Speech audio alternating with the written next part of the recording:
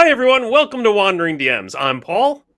And I'm Dan. Today on Wandering M's, we have a very special guest, Mr. Luke Gygax, Emmy award-winning designer, publisher, founder of GaryCon in honor of his father, Gary, who created Dungeons & Dragons. Today we're going to chat with Luke about the future of GaryCon, Greyhawk, and a whole bunch of new treasures from his Gax work line. All that and more today on Wandering DMs.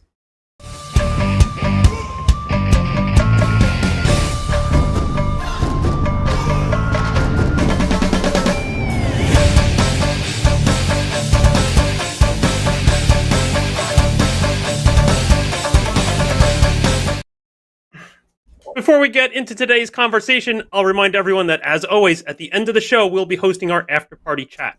That is a live video chat held on our Discord server, and you can join in by becoming a patron. Visit us at patreon.com/wanderingdms and join at any tier, and you'll get an invite to our Discord server. Get that all signed up and ready to go by the end of the show, maybe 10 minutes after, and we'll be there to chat with you live. So, Luke, thanks for joining us kind of early on a Sunday for you where you are. We really appreciate that. Let me pitch. Okay, so when I reached out, the thing that caught my eye over the summer was a panel at San Diego Comic-Con, I think, with you, Tom DeSanto, who is a big Hollywood producer, I think, on like X-Men and Transformers, and then Steve Chenault from Trollord Games announcing a line with the interesting name of Gygax Universe, the broader Gygax. What can you tell us about this Gygax Universe project that you guys are working on? Well, it's something that I think Tom DeSanto's wanted to do for some time. So Tom specializes really in finding IP that is, I would say, underappreciated, and then putting his talents to bring it to a wider audience. So when he was involved in producing X-Men, Marvel was looking at bankruptcy and selling off all their characters to various people in the 80s. Right? Comic books were dead, and so early 90s was real tough. And he was an executive producer on X-Men, the first X-Men, which basically kicked off the Marvel universe, and we see a very, very strong superhero, especially Marvel. It's really, in my estimation, that I think probably hard to make an argument otherwise, that it has dominated the superhero market. So he did that very well. Transformers, maybe not. I loved Transformers as a kid, of course, but that wasn't something that was quite as popular and well known as it is now. And gosh, there's a dozen or more Transformers movies that he's been involved with. Another one that Tom worked on, which maybe my favorite of all of them, is oh my God, I'm drawing a blank now. The one with the Cylons. You guys remember Battlestar Galactica. Battlestar Galactica. Love it. And then I just totally lost it. Yeah, Battlestar Galactica. So the Battlestar Galactica reboot a number of years ago, he was the guy who that was really neat. I mean, I really enjoyed Battlestar Galactica quite a lot, even more than the superheroes for me, and certainly Transformers. I've always loved that. But so Tom has been playing Dungeons and Dragons since he was just a kid. His company is called Paladin Productions, obviously because he liked to play paladins. So Tom loves D&D. He knew of my dad, didn't know my dad personally, but Dungeons and Dragons made a huge impact on him throughout his life, and he attributes that with his really learning to love and his first experience with creating stories. And so he thought, wow, wouldn't this be an amazing opportunity to take Gary Gygax's intellectual property, obviously not Dungeons & Dragons, because he lost that, unfortunately, in 1985, when he lost control of his company. Back then, gaming wasn't a big industry until D&D blew up. Sorry, certainly wargaming, which is what it was, part of that was a pretty small industry, and then became role-playing games, which was a little bit bigger, right? And so, unfortunately, he didn't protect his IP. He started the company with his best friend, who then died. They brought in some outside investors, which came back and bit him. Some great books on that. If people want to get the history of that, you can look at Playing at the World by another guy who's been on here, John Peterson, and also Game Wizards. Yeah, great books. Playing at the World, a little hard to get through. It's a bit dry, but it's very informative. Game Wizards is actually it's a very fun read, and it talks about kind of what led up to my dad losing the company and all those circumstances around there. It's a very interesting story. So Tom approached my family in about 2016 is when I first met him, and due to some various difficulties between the family, which I'll just kind of gloss over there was a bit of a protracted legal battle. We managed to settle that up last year, and we're moving forward. And I'll be the manager of a company that will manage the IP. And Tom and I are in negotiations to work together to develop that. Obviously, Troll Lord Games and my good friend Steve Chenault is currently working on all the tabletop stuff. I think the things that Tom and I are looking at is going to be in other forms of media besides tabletop role-playing games, whether that's graphic novels or other things. And that remains, we're working on that, and as more announcements, as we develop more things, we'll make announcements and bring that out. So it's very exciting. Been working for a long time, and Tom is not a rookie in this industry. He's got a pretty good game plan, and I feel confident that we'll be announcing some really wonderful projects in the coming months. I love that as an origin story. I love that his production company is called Paladin Press, Paladin Productions as an homage. That's a great. I love people like that being who care about our hobby. Really being involved with that. Now mentioning Steve, and I'm so glad that you highlighted this to me because it was kind of off my radar. Is over at Troll Lord Games, they're engaged with publishing under the banner Castle Zagyg versions of your father's mega dungeon that I certainly grew up knowing as Castle Greyhawk.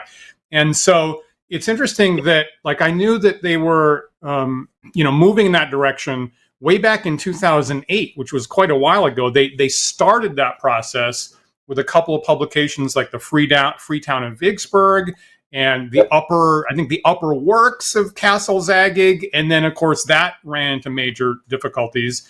And just this year they've done crowdfunding and so I guess the plan is to have 5 hardcover books covering the whole mega dungeon, and they've done one of 2 crowdfundings for it, and the first 3 books are supposed to come out in the spring. Which seems like an amazing. So much time has passed. I stopped tracking whether they were continuing work on that. So to me, I think that's amazing.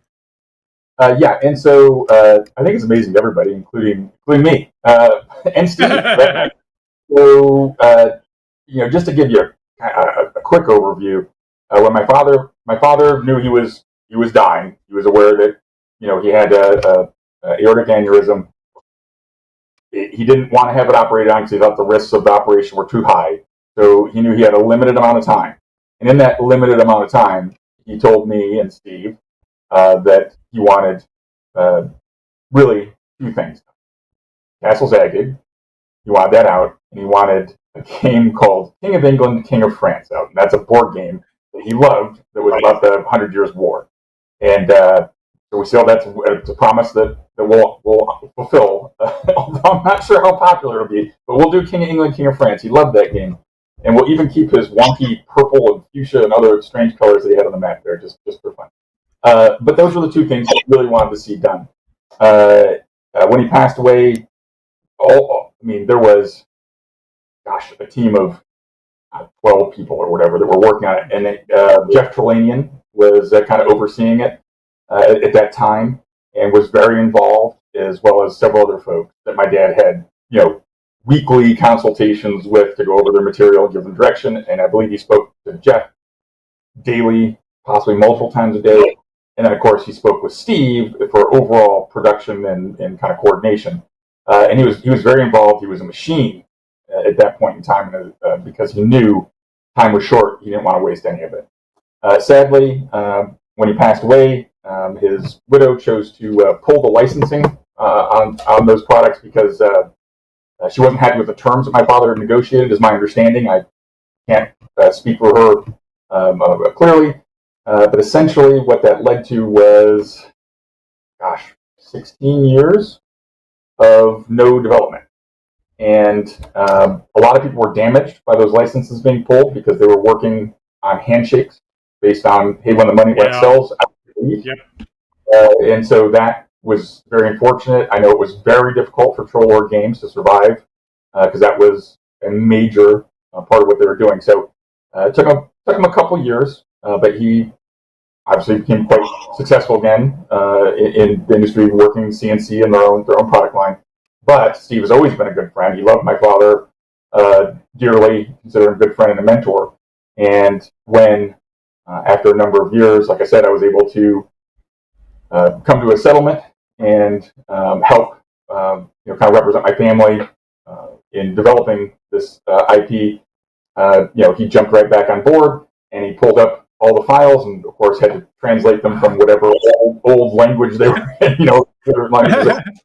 And we got as many of the people back together as we could. Jeff, of course, is very busy with Northwind Adventure and doing great things with Hyperborea, so he was not able to leave that to come on board. But he shared notes, and Jim Ward was working on some things. I had all of Jim Ward's notes that we were able to do. My brother Ernie was able to do some consulting, and of course myself on Castle Zagyg, as well as all of the notes that were made while my dad was still alive. And so Mike Stewart is jumping in and working on that primarily, again, with all me serving as creative consultant amongst some other folks as well. And like you said, the first 3 are due out, and then we're going to do another round of Kickstarting, probably at GaryCon, for the second half of Castle Zagyg.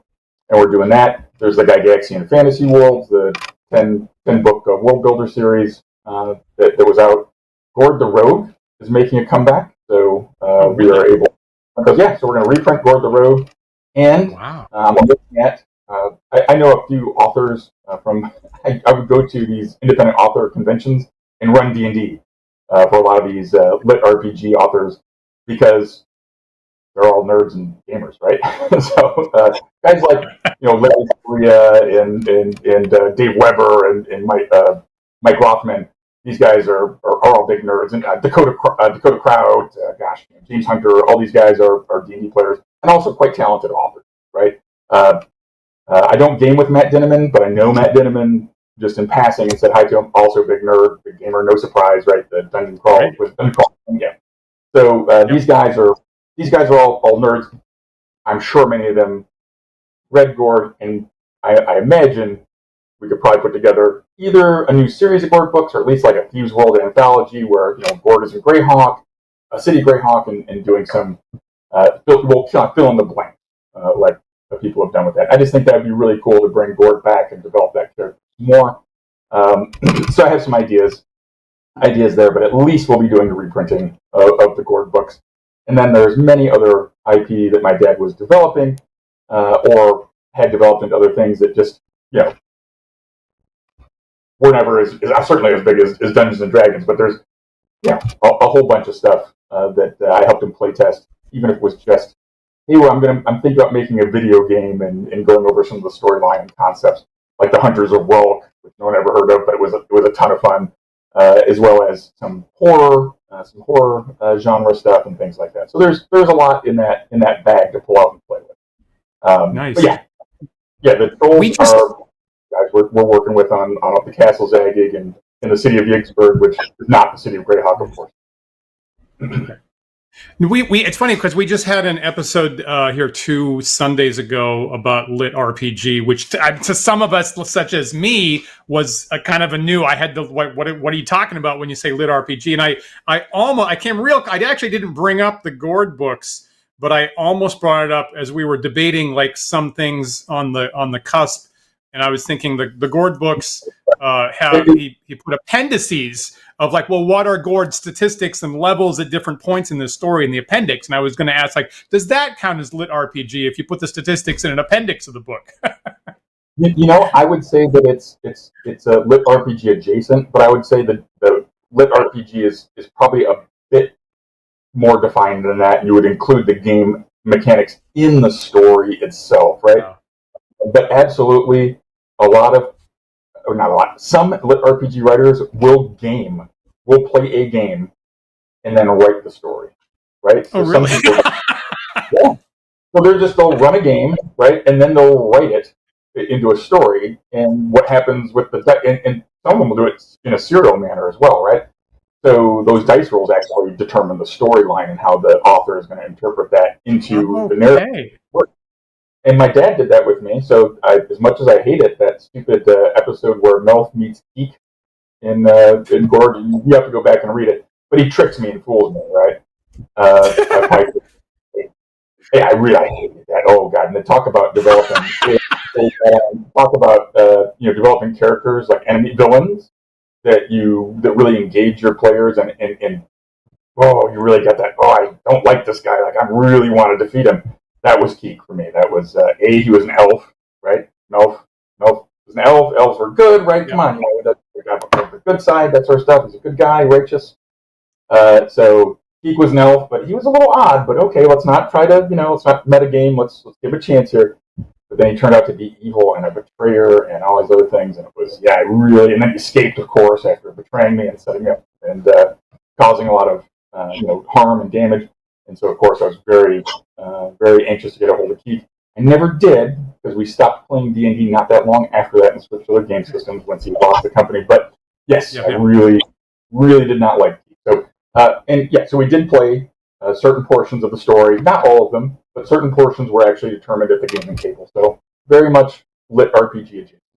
Yeah, wow, that's interesting. That's like sort of not an angle that we covered in the lit RPG episode. Agreed. But maybe this is apocryphal, but isn't that also how some of the Dragonlance novels were developed? Like I thought I remembered hearing that Hickman had run some of those as games. That wouldn't surprise me. Me because gosh, when you're a creative person and you're dreaming up your ideas for gameplay, and then you have players go through, they're like, oh, wow, that really worked out cool. And so you can take those nuggets and then work them into the narrative. Oh, well, how did they play this character? What's the personality? Okay.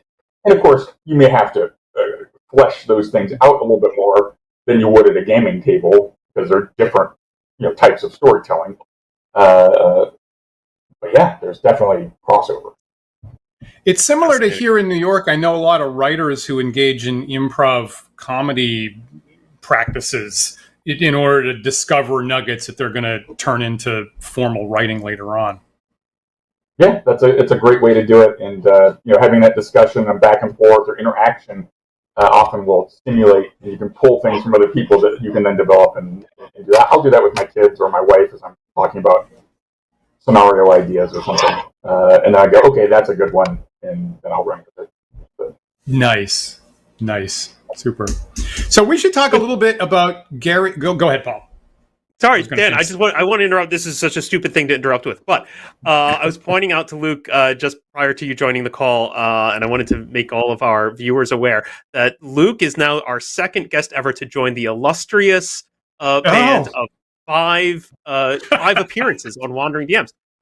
Actually, only the second person. Dan, do you know who the first person was? Matt Finch, probably. Matt Finch. Yeah. There you go. Yeah. So we're gonna have to get some jackets made up, Dan. Mm-hmm. There you go. Yeah. Right. Send us your size. Send us and tell us when it increases because of your weightlifting. Because I feel like every time I see you, you're more and more muscular. Well, I keep working out, but I had a shoulder surgery on my left shoulder. I torn the labrum, not from weightlifting, by the way, but from skiing. I tried to learn how to ski. Not a great idea when you're over 50 and have never skied before, and also 280 pounds. That's a lot of mass to try to stop with your pole. I think it ripped my cartilage. So it's about a 6-month recovery is what they're telling me. So I had the surgery about 6 weeks ago. I was in a sling for a month, so my arm was like this for a month. I even slept with a sling on, all that sort of stuff. So now, unfortunately, I'm just starting the PT, and it's kind of hard for me to raise it about higher than that. So it's really limited. So no weightlifting, just a little bit of bicycling, walking, and some very limited leg stuff. So I'm getting back on that horse, though, because I think it's really important. Quick PSA, if you're a gamer, we tend to sit around a lot and enjoy delicious sugary beverages and salty chips, which lends itself to a little bit of weight gain sometimes, and that puts an extra tax on our circulatory system especially, and leads to things like diabetes, which my good friend Jim Ward talked about a lot, and how he really, saw a lot of ways he could have improved his life through just simple lifestyle changes. For those of you who don't know Jim, really great guy, created Metamorphosis Alpha in Gamma World for a science fiction role-playing game. Later in life, he got diabetes and really had, it was very sad. He had a lot of, the open wounds and then amputations and things like that. So I know Jim all the way through that process. And, so that, and the fact that I would see my dad died of a AAA, right? So circulatory heart attacks, and circulatory issues, right? He was a bit overweight and didn't exercise. And seeing lots of my friends in the industry with that, I just like to encourage folks to exercise. And I am working on a Body by Gygax app. I didn't know anything about it, but I jumped in anyway because I thought it was important. With a friend of mine, Tommy Rice, who's a former football player and also a creator, and we're working on some developing that further. But boy, there's how they say you don't know what you don't know. I learned I don't know a lot of things about developing apps and some of the complexities and certainly the cost to do the wonderful things that I want to do, because I really want to engage our community and probably even video gamers and things like that would like it. But just to gamify fitness and to be able to bring your friends in and join you on adventures where you develop your workouts and you develop your character for yourself. As you develop yourself, you develop your character, and you get benefits, then you come together as a band and you fight through challenges and gain treasures and rewards. And I thought, boy, that'd be great. You're moving, you're encouraging people to be active.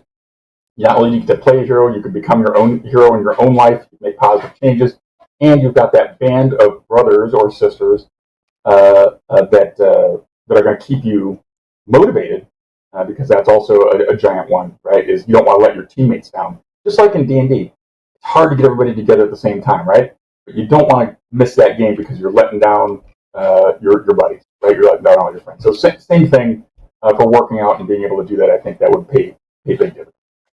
That's amazing, Luke. I have to say, of all the things I thought we were going to discuss today, a fitness app was not on my list. I'm really excited by that. Really want to see that. As a fellow person who got into fitness from watching a parent deal with diabetes, I'm all here for it. Absolutely. Amazing. Absolutely. Absolutely. And these are relatively small changes. You don't have to be, looking like Mr. Olympia or one of these, CrossFit competitors. It's as simple as really just moving and making that part. Setting your own goals, what that means for you. And maybe it is running an Ironman or something like that, where you're going to do a marathon and 100 miles or all that crazy stuff. Or maybe it's just I want to be able to walk for 2 miles. Nonstop. So I can go to conventions and get around and really enjoy that and have a good time. Well, tell you what, when we get our five show jacket out to you, Luke, if you destroy it by hulking out, we will absolutely send you a second one, no problems. Please do send us a video of that, though. That'd be great. But I'd love to see it. It's a bit of a tangent, but my father was an old school veterinarian in New England, and that's a rough job. He'd get kicked, he'd break ribs, he'd really tax his arms and stuff like that. And so a year and a half ago, his vertebrae were sufficiently smashed up that a year and a half ago he couldn't get out of a chair. He actually couldn't walk reliably, and he had surgery last summer. And he started doing physical therapy, and we know some physical therapists personally, and it made such a difference. And he rapidly made advancements, and he fell in love with the exercise. And even though the PT was supposed to end a long time ago, he still goes into the gym, that same gym, every week, and he keeps getting stronger. And he's 84. And that's he's great. The oldest person in the PT site, and he's now outperforming people that are 1 or 2 or 3 decades younger than him. And he just told me on Friday, actually, they're going to put him in a documentary to advertise the services of the PT place. So the takeaway is it's never too late, and it makes an enormous amount of difference. I'm personally really amazed at how the human body can recover from some of those things if you have some grit and you really apply yourself. And it's never too late based on what I'm seeing with my father. No, and I didn't really start lifting weights until I was 40. Mm-hmm. So, I mean, I was in the Army, but I just did like the calisthenics and stuff like that. And then at about 44 or 45, I blew out my L5S1, so my last vertebra in the lower back. And so then I stopped lifting for a while. And it's not until I retired in 2022 that I kind of got back to it. And I had a lot of stiffness and pain, and I'm still not as mobile as I was, flexible. But I spoke to, amongst other people, guys like Tommy Rice, and they're like, no, actually, I think you should probably do the squats and the deadlifts and things that you were avoiding, because I think you're going to get more blood flow around there, you're going to strengthen that core, and it's going to help you out. And lo and behold, it did. And I feel a lot better. So also getting a CPAP helped me out a ton, because I was not getting proper rest. So, just do things to check on your health and just kind of take care of yourself. Because you're going to want to, if you want to keep hanging out and doing stuff with your friends and playing games and everything like that, stay healthy. We'd love you at the table rolling dice into your 80s. When you're 84 or 85, and still be rolling dice with your friends. So, viewer Lanika says that she loves the app and asks, when is it available, or anything you can tell us, Luke, about like how can our viewers follow? Yeah, so like I said, it's pretty complicated to get the app out. So we basically we developed up an idea of character creation and what a few of the games would look like to custom out, but like 5% of where I want it to be.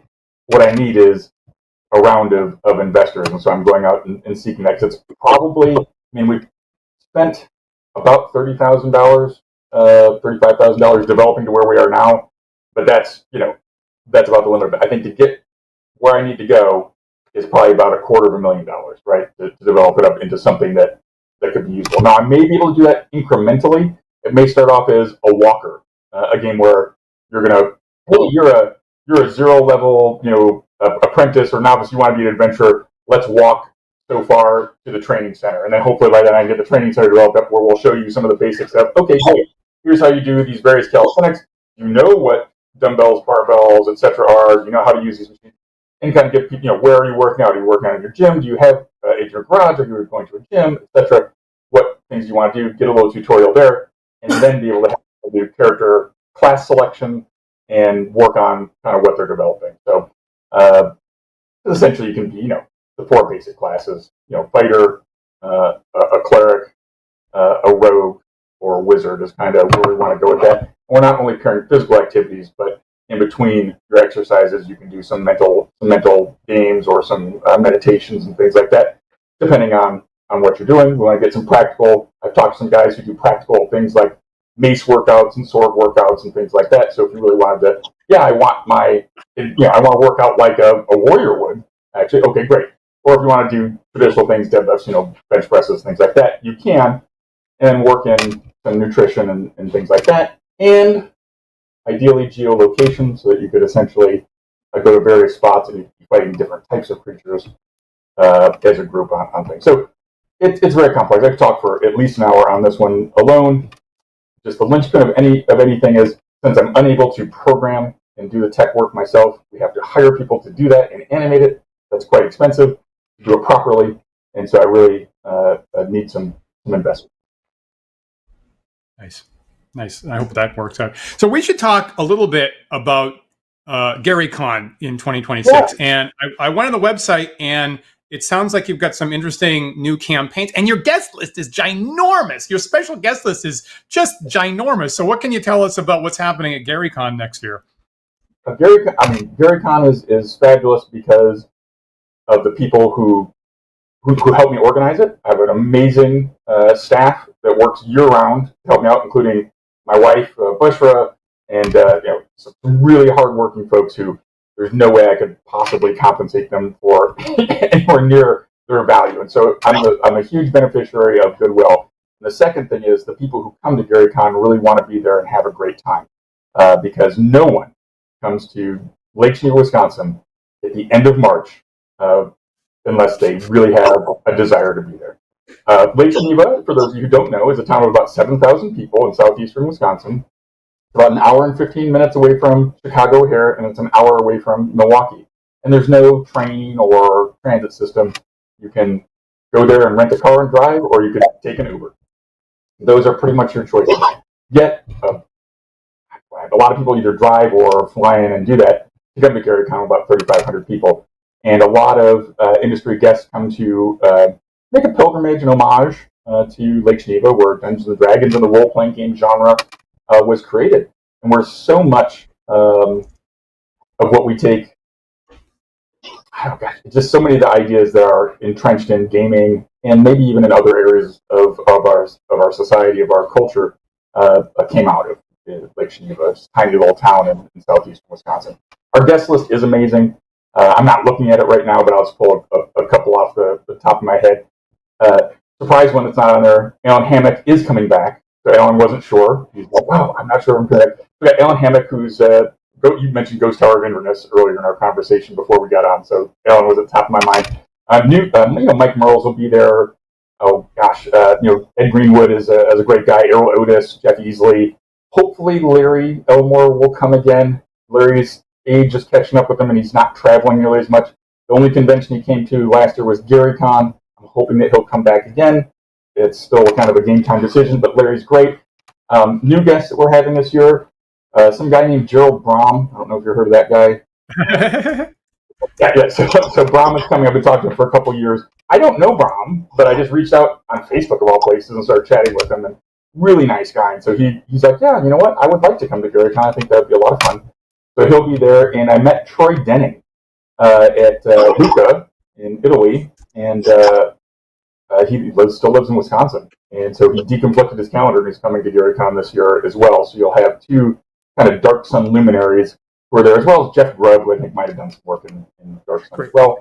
Yeah. So Jeff Grubb is there, Zach Cook, Kelsey Dion, Keith Baker.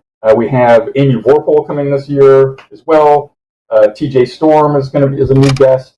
Oh, geez. We've got we started a cosplay contest a couple years ago, so we have Alicia Marie running that. She's great. Alicia Marie was a fitness competitor and also does a lot of cosplay now. We may even have, just because she's friends with Yaya Han may drop in. We're not sure yet. So tons of obviously TTRPG and some people who are adjacent to gaming who also love gaming, right? I don't think Tracy Hickman will be there this year, sadly. I would love for Tracy to be there, but he's not. The Dungeon Dudes will be there. I heard Wandering DMs are going to show up. I mean, that's what I heard. Viewers, this is tentative, and we're getting the hard sell from Luke here. Just so you're aware, but we are considering it. I guess they were making their second trip because it was made 1 year, so a few years. It's been a long time since we've been out there. Viewers, if you're in our Discord right now, hit us up and let us know if you'd love to see us at GaryCon. And really, it's also wonderful. So we did a few things. So for the 50th anniversary, I don't know why I did this. Sometimes I bite off more than I can chew, guys. You probably have noticed this. But I decided, wouldn't it be great to have another convention before GaryCon that was more like a smaller GaryCon, like GaryCon 3, where it could focus more on the old school. So I threw a convention called Founders and Legends. And we did that, and it was about 12 days of work. And all of my staff said, if you do that again, we'll kill you. So no more. I said, on the 100th year of D&D, we'll do it. So on the 100th, when D&D turns 100, we'll have another convention before GaryCon, but not that. But since it was the 50th anniversary of D&D, I came up with this idea. A panel going over all the editions of D&D with people who worked on it would be cool. But what would be even better than hearing about it is playing. So how about we play a scenario where you morph your character from OD&D to 5e? And we did it. We sat down and wrote it. I invited a bunch of friends to help me out. I had Zeb Cook, Mike Merles, Kelsey Dion, and Keith Baker, as well as my friend Andrew Scott Perry, who's he knew my dad as a kid and was in a Greyhawk game tangentially. His dad was somewhat friends with my father too. So I'd met him like as a 5-year-old, but I barely remember that. But I met him later on at GaryCon again. Anyway, great DM. And so we made this scenario that was basically over 2 days. You would run through 4 4-hour scenarios that would take you through all the additions as the same character and the same storyline. We put up, I think I put up 3 teams of 8. They sold out like that. I put up another. It sold out in like a day. And I was like, okay. So we ended up having 5 teams, ultimately 8. So it's 40 people who went through this. They loved it. I think we have about an 80% return, 85% return rate on it. We're going into our 3rd year, where again they're playing these same characters through a 4-year story arc campaign in a tournament style. So every scenario, every bit you play is graded and ranked against each other, and then really whoever wins gets the bragging rights that they are the top team, because it is very, very challenging. You have to really be a master of Dungeons and Dragons, and certainly the rules and how to employ them in the various editions in order to maximize your effect. So it's really good, and I need to get this into more people's hands. This year, we had so much demand, I opened up one more. I said, well, okay, there was like 4 guys who were like, geez, we missed out. We really want to play. I was like, all right, I'll do one more team. I could have done probably 3 or 4 more teams, and people would have paid. And it's not cheap, people. It's $2,000 a seat to play in the tournament. And we got 48 people who are signed up for it, and a wait list of people who are just like, too late. I'm like, yeah, there's no way I can expand it. So that's fantastic. That's before GaryCon. So we do that. We do that before GaryCon kicks off. But no big convention, just these 50 people doing that. And it's a lot of fun. And then we roll into Not a big GaryCon. convention, just 50 people. Just 50 of the closest friends playing marathon D&D game. There's a whole other thing. And we work on this year round. I mean, the first year we did it, we were really learning by exploratory learning. We logged over 1,500 hours of development into that scenario. It took a lot of time. There's like about 12 people who work on it year round and put in lots of hours. So and again, mostly a labor of love, right? But it's really cool. And the feedback on it, people have said, I've been gaming 30 years, and this is hands down the best game I've ever played. You guys, it's amazing. Keep it coming. And so what became a 1 year is now something that's going on into the future. So that's cool. I gotta point out that the 50 people is canon. That is the maximum number of people in a campaign that Dungeons and Dragons supports, as per original D&D page 2. I will remind you, right? So we shouldn't be too surprised about that. And I gotta say, viewers won't be too surprised. I still don't understand why tournament D&D isn't televised. That should be like a big, like if we have poker and bowling and tournament. I'm continually like perplexed why tournament D&D isn't like a bigger thing. Well, that does lead me into something I don't want to say too much, but there is some new leadership at Wizards of the Coast in the D&D department, and I've been speaking to the new head of D&D, Dan AU, really good guy. Been gaming since he was 12 and had like the same group of friends. And they play virtually a lot now because they're dispersed, but they've been playing like 30 years, right, together. And it's been kind of like the one constant through their life. So that's a really good sign, right? We talked about that earlier. People who love D&D, and have, just like Tom DeSanto, right? I've met lots of these folks, and it's something that they credit as something very special in their lives. And I think Dan feels very much this way.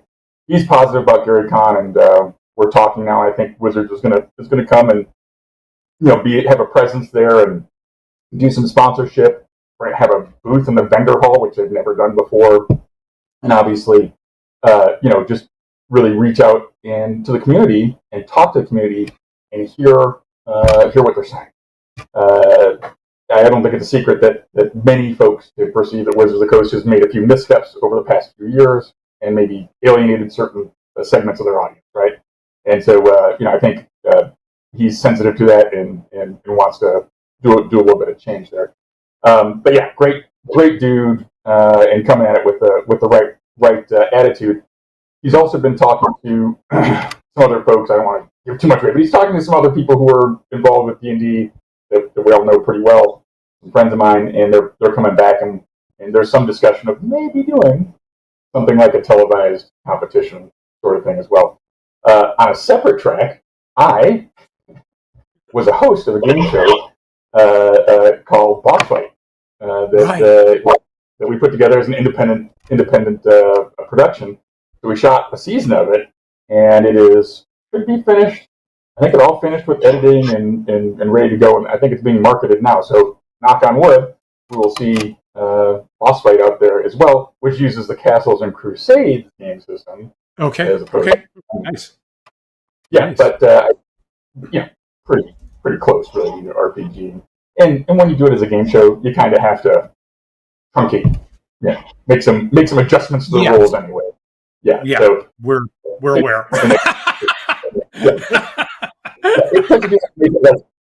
Like half an hour or 1 hour episodes, right? You can't have TV of several hours episodes. It doesn't work quite as well. It's a little tougher.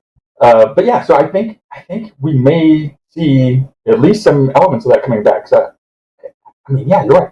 If you're watching poker, if you're watching people play League of Legends or something, whatever it is, why not watch something based on the TTRPGs? Especially if you have some really sweet, Dwarven Forge terrain out there and that sort of stuff, some great stuff, or some VTTs, right? You can do some great stuff to help the viewer visualize and get into it. That's important, right? When we're sitting at the table, rolling the dice and making decisions, we get sucked into the story, right? If you're a viewer, it's a little bit harder to do that without some of those visual cues in it. Yeah, when we did our the Big Bad show here on the channel that you participated in once, and thank you, which was fantastic.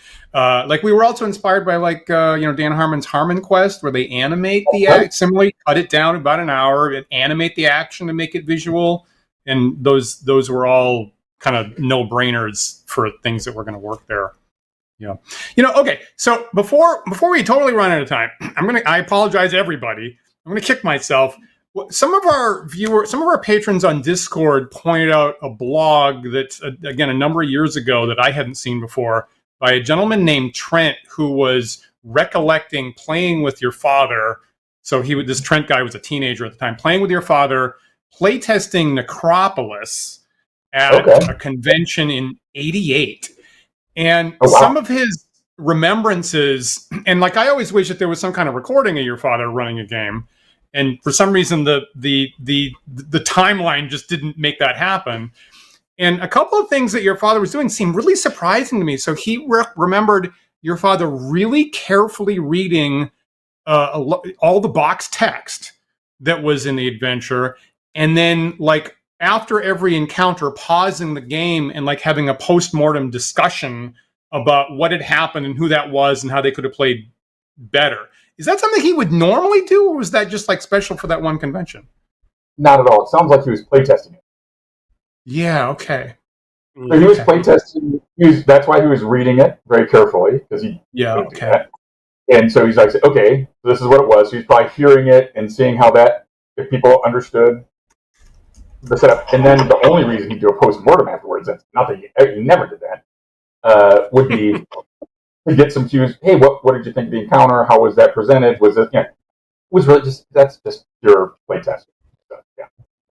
Okay. Interesting. And the other thing I wanted to ask, and this is largely for me, is did you see your father? I guess there's two things here.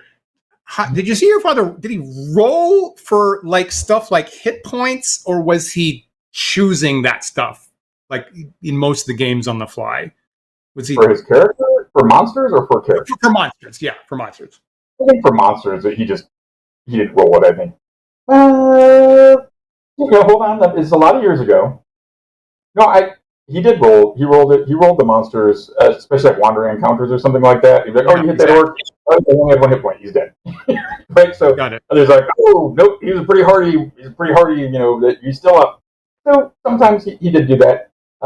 I can't swear that he did all the time, but I think when it was just a casual game and he had the time, he would roll the dice and make the little notation. Now, did he fudge that ever? I don't know, but that's kind of like the DM secret, right? You want to keep the tension going and that sort of stuff, and make sure that as long as people feel the rules are generally the same and fair, it goes. I think he was more of a let the dice fall where they may, a sort of DM, but he certainly didn't mind killing characters on occasion. And the part B to that is, did he? So the monsters show up, maybe wandering monsters show up randomly, and then you get to the treasure part. And like over the couple years where he in the 70s, there was like a bunch of different philosophies about how to generate the treasure. Was he picking the treasures, or was he rolling on those like type A, B, C tables? We'd roll it. He'd be like, all right, roll percentile dice. Oh, no gems, too bad, You find so many gold pieces, yeah. All right, let's see, is there any magic items there? Oh, looks like you got a magic item. What kind is it? Miscellaneous magic. Oh, great. So he would do that oftentimes. And then when I'm playtesting a scenario, like a module, that was defined what was there, right? That wasn't right. If you were wandering around and ran into something as a wandering encounter or in a dungeon that wasn't fully fleshed out, then you get that. But if it was going to be a published scenario, this is what you find. Yeah. And I'm wondering, so did he use, because he had when the original Monster book came out, he had those type A, B, C tables, and then at least he would always have this note like, don't use these in dungeons, use them only in wilderness. And then he had, like in the DM's guide, he had this different table for like, here's how you're going to roll treasure in the dungeon. So was he using that later dungeon table mostly? Or we were using that rolling out of the back of the monster manual, right? Wasn't it back of the monster manual? I think so. True. It was always true, but there was a note at the front saying, don't use it in the dungeon.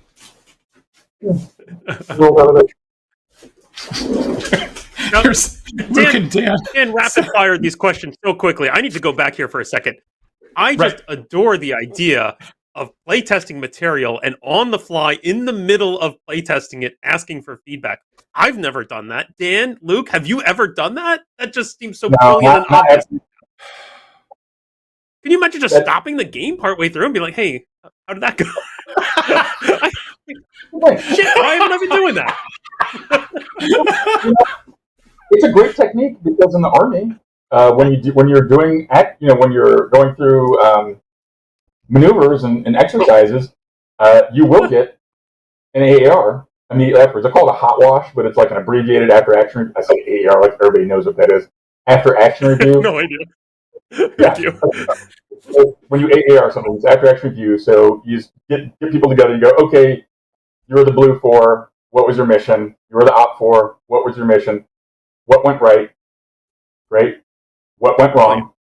Fantastic. What went right from your perspective? What went wrong? Great observations. Make notes of those.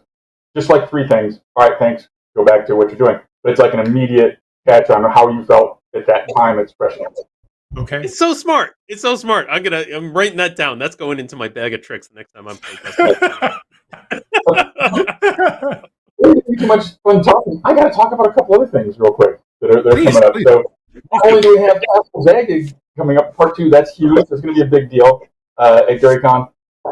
I've been working on a thing with GUI, the Tomb of Gyzaengaxx. That should have been out already. We apologize for that. But the reason it's not is because of all those daggum tariff confusion, the tariffs and the confusion that caused. Boy, it put us into like a holding pattern and everything. They're printed. They're done. They're on the ship. They're coming over. And they will be being fulfilled here shortly. I'm going to be going to Colorado and signing a whole bunch of prints of the Night in F-Home, which takes place in the Greyhawk Inn, which is in the setting in the village of F-Home, which is a lot like Hamlet. It's a scramble of Hamlet, right? And it's fantastic. There's all sorts of characters that are based on real life creators and inventors, including me and my family, which is awesome. And we'll be doing the second round of crowdfunding for the Temple of Iniquitous Evil at GaryCon, immediately before or after GaryCon. We're still kind of fine-tuning that.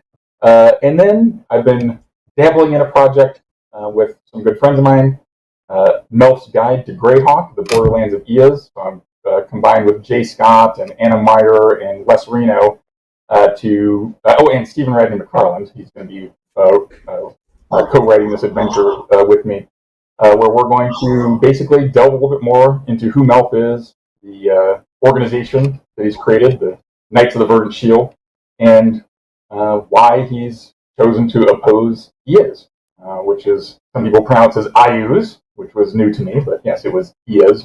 Iuz sounds pretty cool. So we're working on that, and that's a project that should be out.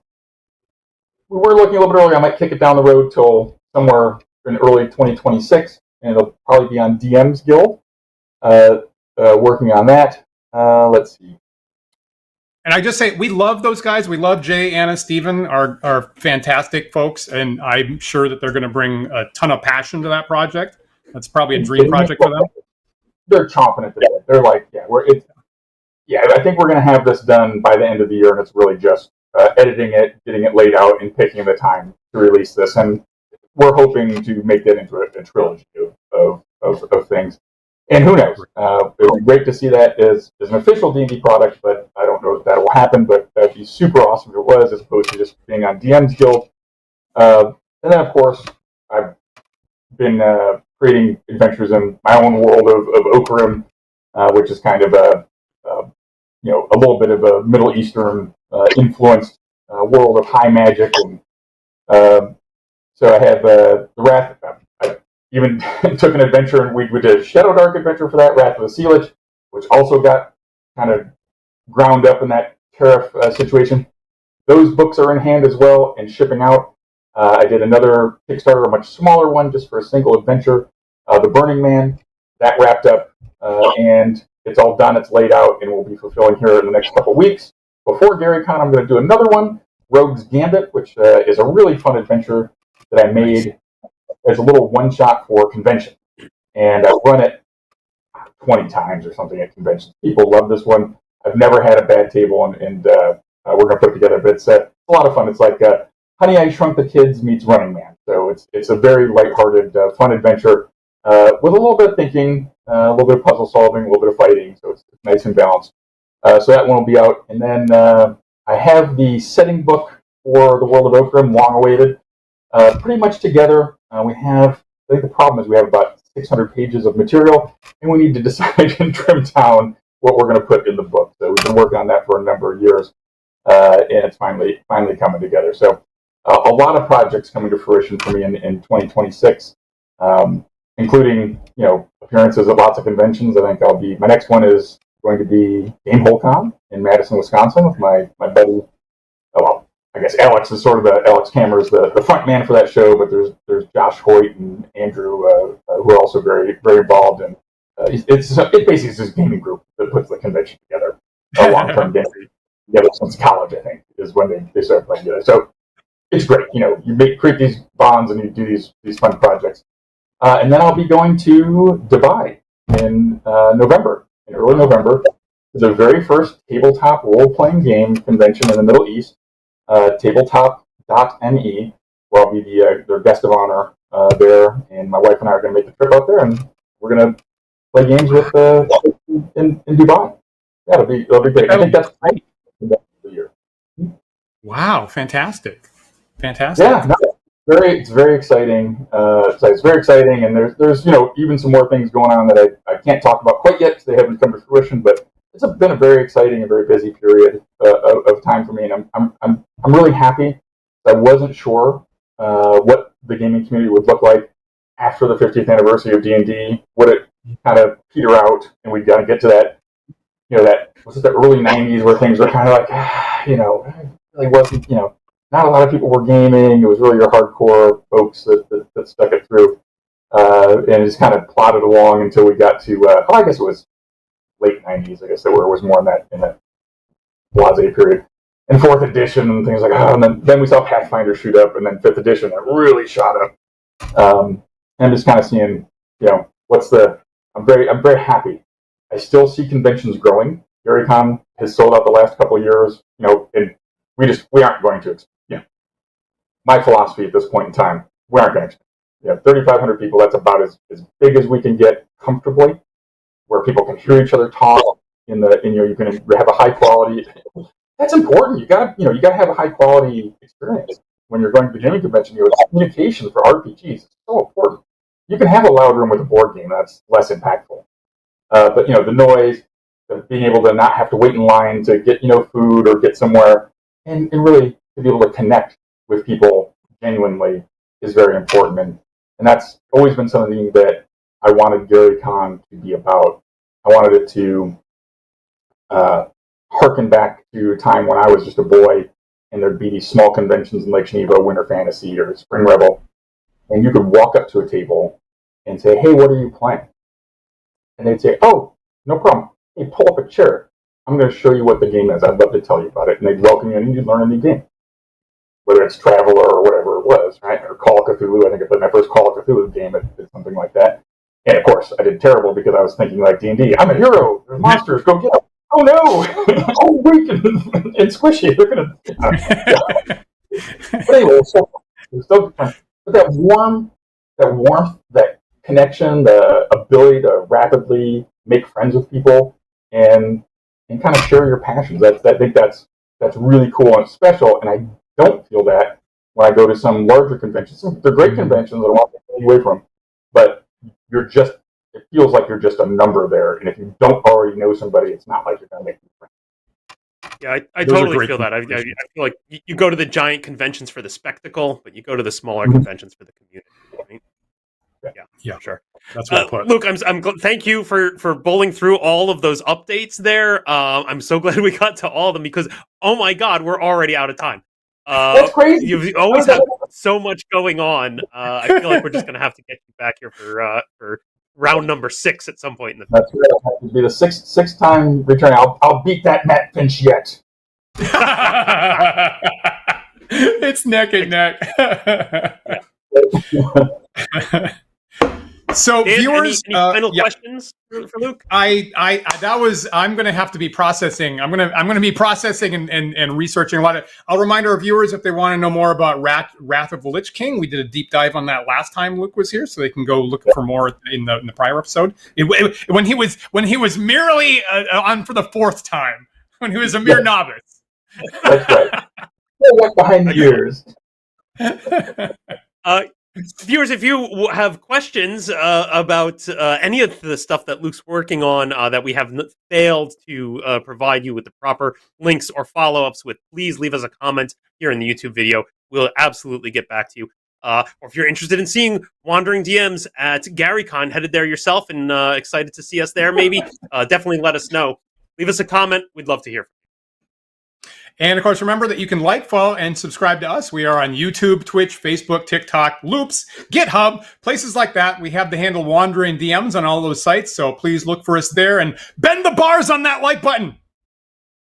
If you prefer to listen to the show in audio-only podcast format, you can do so. Those files are available on our website at wanderingdms.com and also through all the fine podcast carriers such as iTunes and Spotify and Stitcher.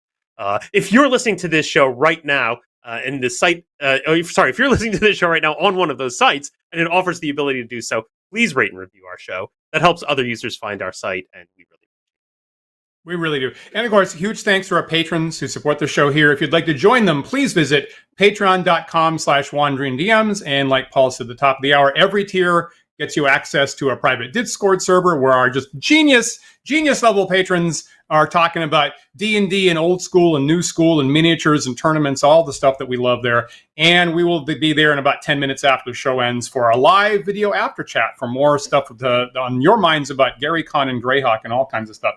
Now, Paul and all of our viewers, I'll also point out, we have a bunch of great guests lined up this fall on Wandering DMs. For example, next week, we are planning to have New York Times bestselling author R.A. Salvatore will be here to talk about his new book, The Finest Edge of Twilight, which it hasn't come out yet, but we managed to pilfer a copy featuring the daughter of a certain famous drow warrior that you may possibly know of, So we're really looking forward to having R.A. Salvatore on next week. To touch base with all of his new writing and his thoughts about where Dungeons and Dragons is going these days. So it'll be next Sunday, September 28th for that. We do hope you'll tune in for that. So, Luke, thank you so much for making time today. I say I'll have to tune in and heckle Bob for not coming to GaryCon. He's talking about it for a couple of years. He's never made it. So Bob, for this thing, shame on you. Please do. Please do that. Yeah. We'll happily join the heck. He's a super nice guy. Bill Vitor, when I was in the Army at Fort Hood, I was in Killeen. I was like 1992 probably, or early, maybe January 92.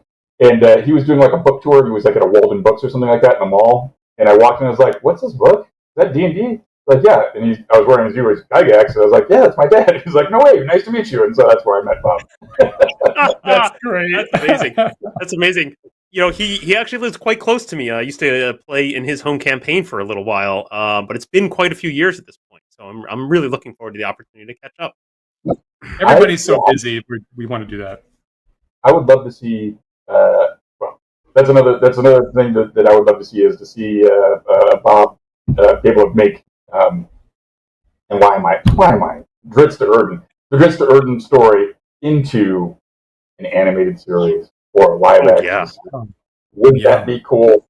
With like his story, not based on, but like that story, adapted to a animation or live series. Animation's probably a little easier to do, and there's some great animation. I think that would be really cool. But those are wonderful stories that touch so many people. I really dig it.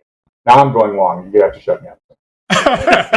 So everybody tune in next week to see everybody get leaned on to go to GaryCon. everybody gets their arms twisted. Rightfully so to go to GaryCon. And of course, don't forget, viewers, we are live every Sunday at 1 p.m. Eastern Time. So we really hope you'll join us again next week for another thought-provoking discussion. We'll see you then.